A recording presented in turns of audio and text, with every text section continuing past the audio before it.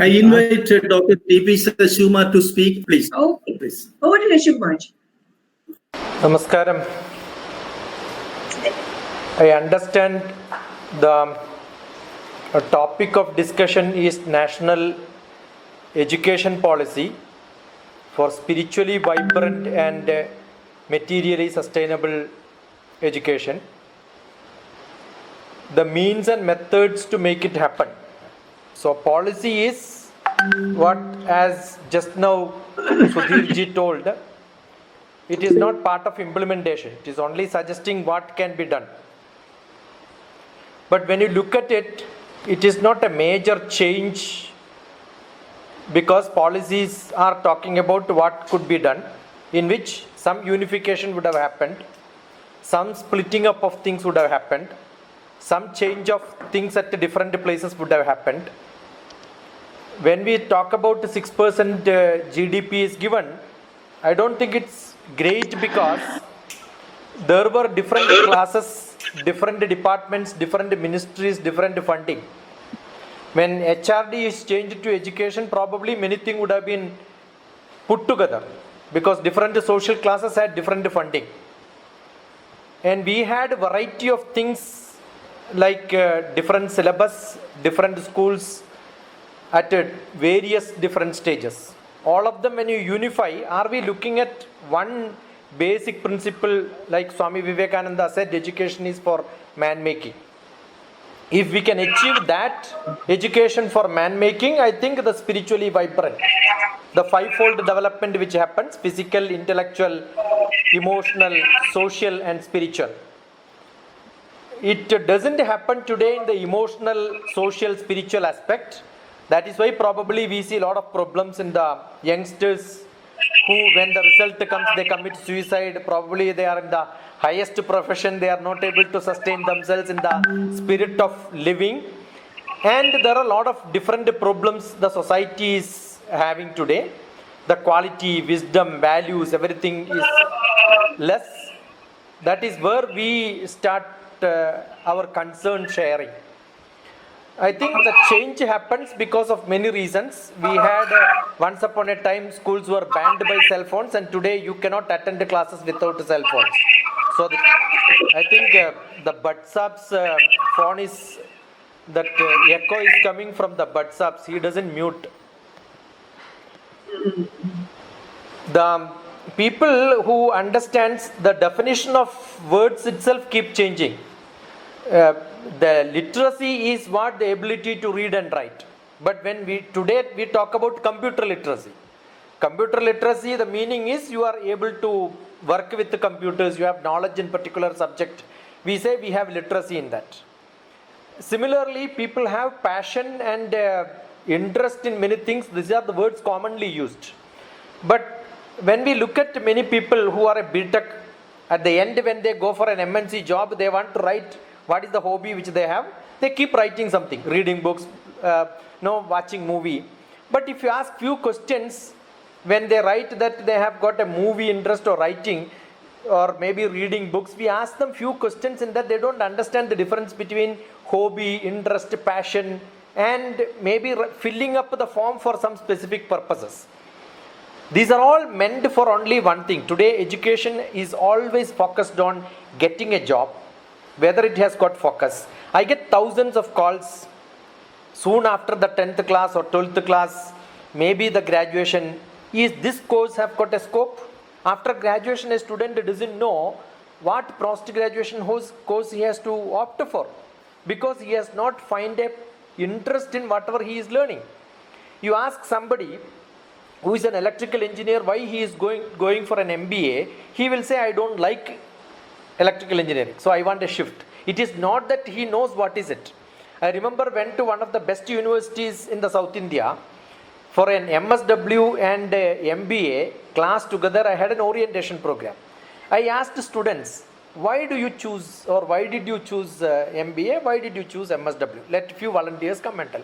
Immediately the answer is MBA was 15 lakhs, MSW was 5 lakhs.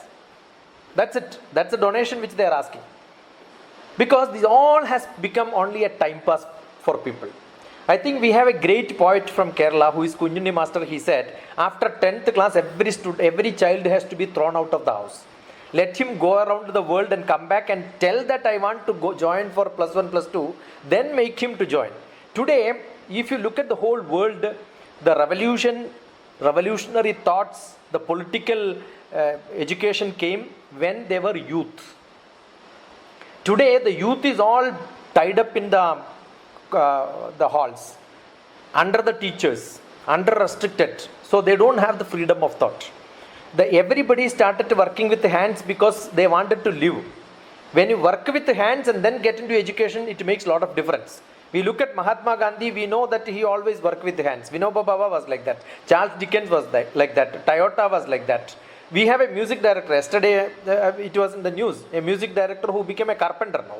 He does carpentry job along with his music. He says both needs a lot of creativity. And we had a different education system wherein we wanted to have people with skill development as part of it, personality development as part of it, communication skill as part of it, vocational training programs we had. It is not that education did not change. See, I don't know how many of you know, in 1985 Navodaya Vidyalaya Samiti had, today also I was looking at, there are 600 teachers vacancies. Do you know that Navodaya Vidyalaya teachers are not eligible for pension? And there are people who are staying in the campus and teaching, almost full-time teachers. They want to work like a warden. Just because of political difference. Probably some people do not like them. Probably the structure it is not 520 educational institutions. They have a beautiful training center. Except in Tamil Nadu, in the whole states, in every state, in every district in India has got this. And those teachers are not eligible for pension. And we are talking about a great change in the education policy without even addressing the problems of today's teachers. We have got a regional education institute where Rajaput Sir was telling, he has got 11 years of teaching. You see, the problem is, now we have only 4. We did not make it multiple in every state. We should have had that. If you want good quality education teachers, I'm sure they make a lot of difference. We had samples. We had pilot projects, but we did not implement them. And these policies, I'm sure that is what is going to happen. Because the whole community society, if you look at it, there are 20% smart people. They are all from the rich families. They have got a great brain, but they are all the lazy people. And we have another 20% or 40% in the community. They are all poor. They don't have enough facility. They are all great aspirants to become great, but their background, their satsang, their society, all that is not supporting what we have to give. What are the mediocres where the teachers have got a role to play? They get into tuition, they get into parallel programs. Now we talk about the tuition centers. Why are we not talking about similar society problems are there? Like we have hundreds of hospitals, we have hundreds of different hotels. People don't prepare their own food at home and then eat. I'm sure you don't sit in your own class and learn. You will have to do extra. That extra is what is required. In India, we are talking about something which yoga has to be taught. How many people know that what yoga we are talking about? We pre-independent time, we had a yoga class in Mysore. That was the first yoga class. And in 1950, it was made to close. Because that was not traditional yoga which was taught by the Iyengar's guru practice. We have problems. We don't know what is the quality thing which we are doing. Whoever speaks, who is popular, and whoever has got some political lineage, those who have been under great professor, under their umbrella, whoever is growing, their words will become great. They are all the greatest fellows. The rest of the people, the people don't understand what is that is being popularized today as yoga. Just because somebody had that popularity, he became. If yoga was India's contribution to the world, and we are talking about a wellness index, India stands worse than Pakistan today. We are not in the flourishing index in the world. 131 is India's stand. Probably the sustainability index is almost 70. In the wellness index, India is 140 or so, where Pakistan is 60. We are talking about great things, but we are not doing it because basically the society has to change. And that change has to happen from the greater problems are there. Probably education is always seen as not in tradition, not in fold, the fivefold development. as it's all nice to say that no, we have all these. The index should change. Probably it should become an overall from local to universal. All that concept should happen. Real sharing should happen. A real debate should happen. A real thought. It is not what Kasturi Rangan made. It is not what somebody made.